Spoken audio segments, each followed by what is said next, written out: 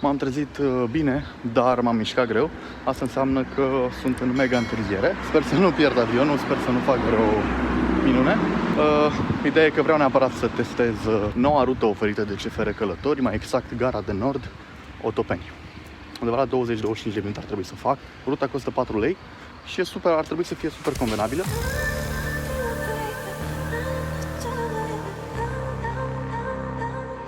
Deci clar trebuie să mă grăbesc, am tren la 9:10. Metroul, adică ruta de pe Google Maps, îmi spune că ajung la 9:05. N-am așa mare încredere, de obicei se întârzie, așa că o să încerc să mă mișc un pic mai repede, gen să alerg.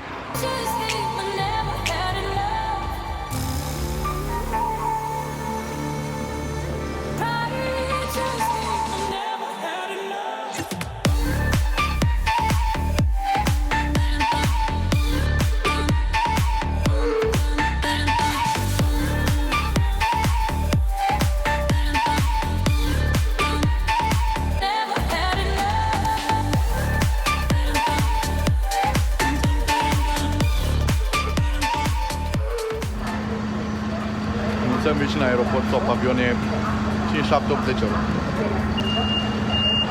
Arată că am luat ceva de aici. Sandwich cu pui 7 lei.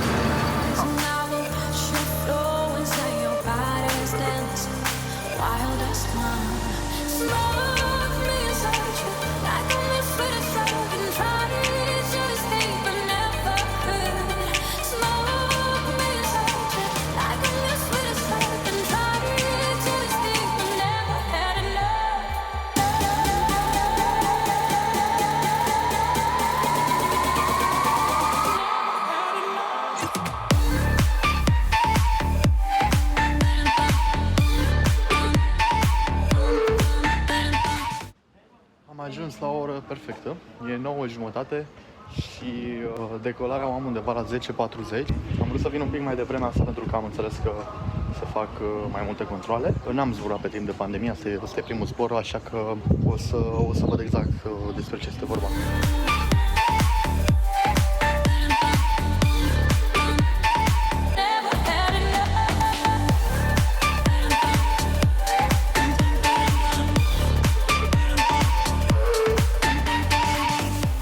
Vama și mai am puțin.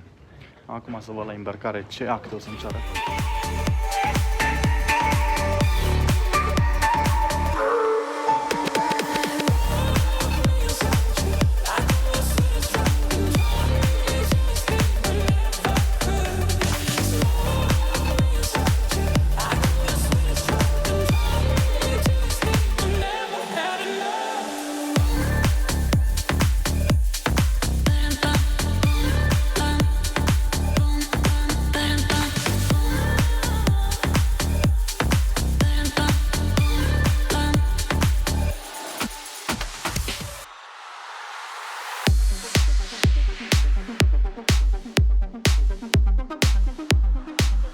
La Milano. Doar că am pierdut trenul spre Torino și o să le iau pe următorul peste o oră. E bine că n-am pierdut avionul și mult mai important. Și o să merg să mănânc ceva tipic din zonă, pentru că mi s-a făcut foame. Știți pe băieții ăștia?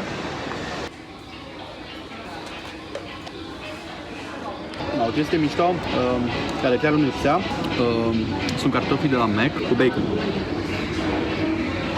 și cu un fel de sos de brânză. Gustul e genial. Am nevoie de o cafea. O cafea espresso clasică de aici e cu totul și cu totul unic. Haideți să vă arăt.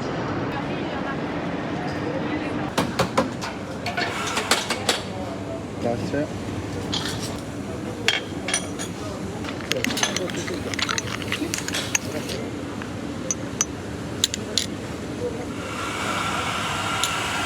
Grazie.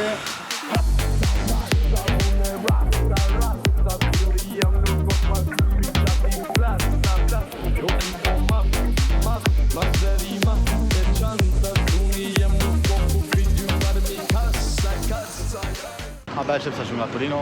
Mai am vreo 2 ore. O să ajung cam târziu, dar sper să reușesc să rezolv toate lucrurile în timp.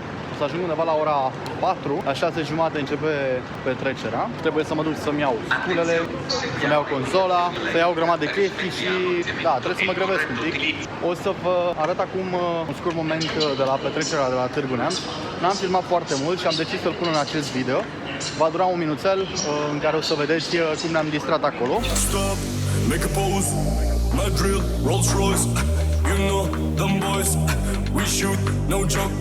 Stop, make a pose, my drill, Rolls Royce, you know them boys, we shoot, no joke.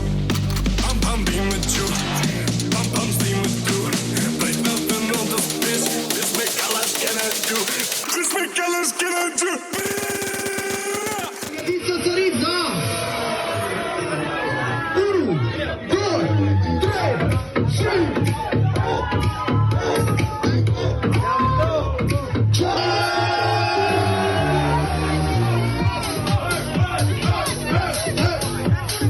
Primarul din Târgu Neamț!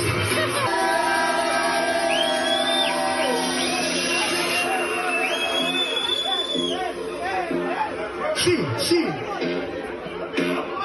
1, 2, 3, 5!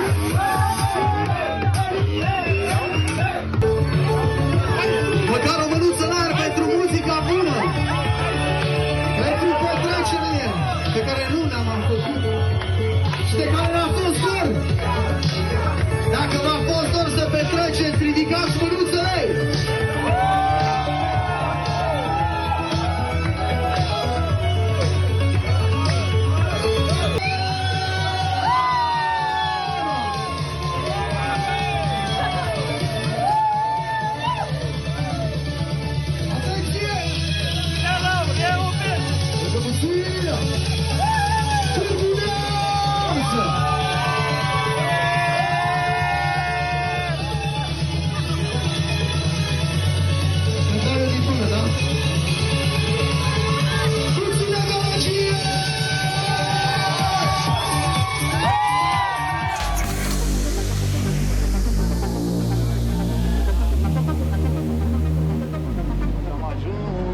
Am ajuns la Torino.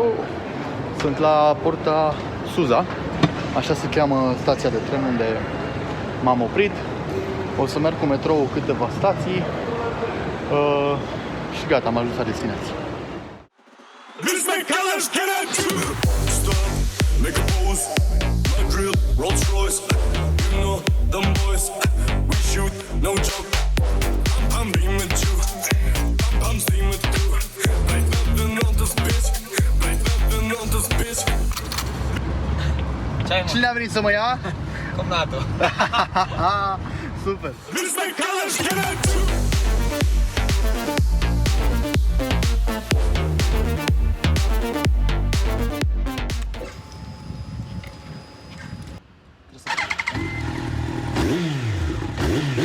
Cam atâta și eu să duceam. Atâta, vezi că e puternică. Nu știu mai mult. Atâta. N-am carne, îmi pare rău. Merg cu mașina. Am luat consola, am luat picioarele de boxă. Da, mai trebuie un stick, am uitat să-mi cumpăr stick. Adică să-mi iau stickul meu cu muzică. Așa de nebunit a fost dimineața. Și să-mi export muzica.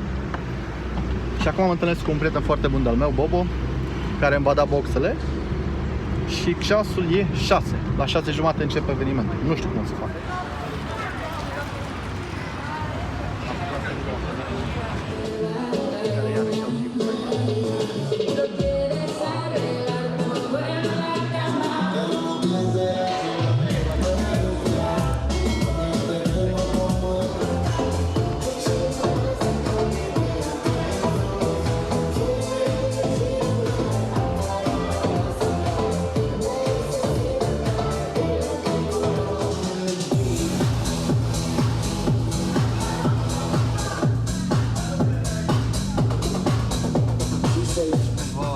Cineva a reclamat, am fost nevoit să dăm foarte încet. O să avem altă ocazie.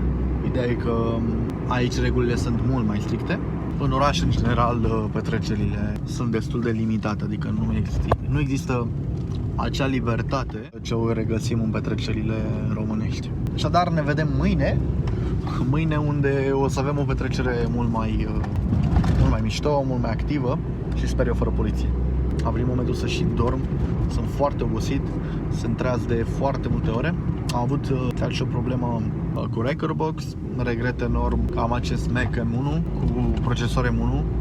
Asta pentru că cu toate update-urile posibile dă o grămadă de probleme și am decis să-l dau, să-mi schimb laptopul, să trec pe ceva Intel și să fiu mult mai liniștit. Hai că e bine, suntem gata de private. Avem aici 4 boxe într-un Opel Corsa. Am făcut transferul de la colegii și prietenii mei, care iarăși au și ei un private. Bine, mai urmează să mai aducă vreo 4, 5, 6, 7 boxe. Ne vedem direct la eveniment.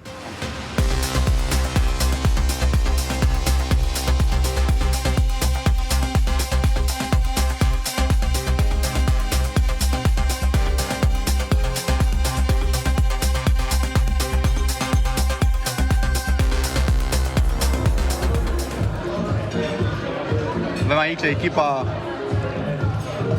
staff. Noi mâncăm primii, cam așa ar trebui să mâncăm primii, nu? Mereu le aduce mâncarea ultimii. Anyway, vă salut pe colegii mei din seara asta. Salut! Bună seara, dragi invitați, și bine ați venit! Țin să vă salut și să mă prezint, primul rând.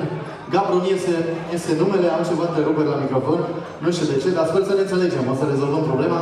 Bună seara și bine ați venit, în primul rând. Vă mulțumesc pentru prezență în numele părinților, în numele naștilor.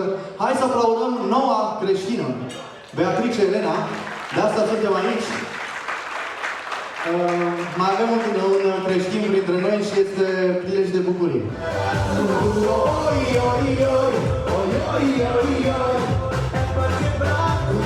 Vamos dançar, oi, oi, oi. Face prezență, da? România! Italia!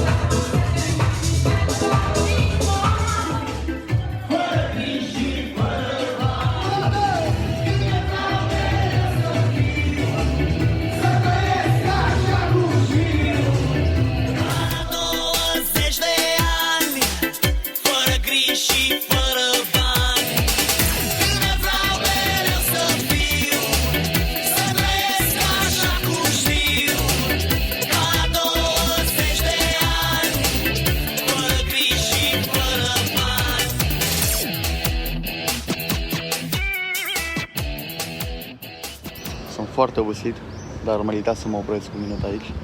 Sper să nu mă coste pierderea avionului sau chestii de gen, dar zic că am meritat să mă opresc.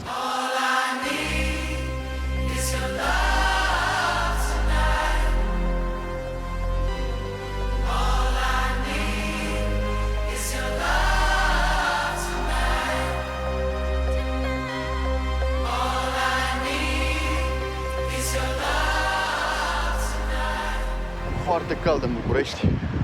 Am ajuns în sfârșit acasă. Mănânc și o să dorm foarte multe ore. Sunt foarte obosit. Nu uitați să te abonezi la canal și să dai un like și chiar și